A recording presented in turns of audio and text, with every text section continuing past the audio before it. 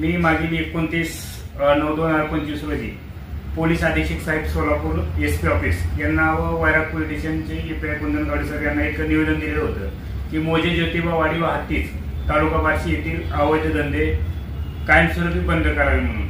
परंतु एक 2-3 दिवस ते धंदे बंद केल्याचा एक तिथला जो दारू व्यवसाय करते अटक केलं, त्याच्यानंतर त्याच्यापेक्षा जोमाने आज हे धंदे पुन्हा चालू आहे। यामुळे माझ्या माता भगिनीचे संसार उद्ध्वस्त झालेले आहेत।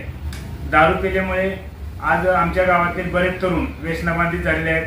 आज मागील वर्षी त्यांच्या दारूच्या अड्ड्यापासून एक साधारणतः 500 मीटरच्या अंतरावरतीच माझ्या गावातील एक तरुण दारू पिऊन गाडीवर पडल्यामुळे त्याचा जागीच मृत्यू झाला। अशा बऱ्याच घटना आहेत, हत्तीज असेल जळगाव असेल।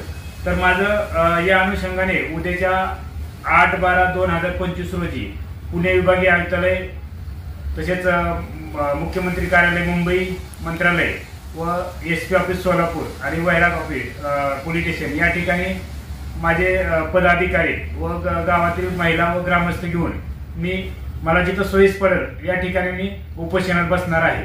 जय हिंद, जय महाराष्ट्र।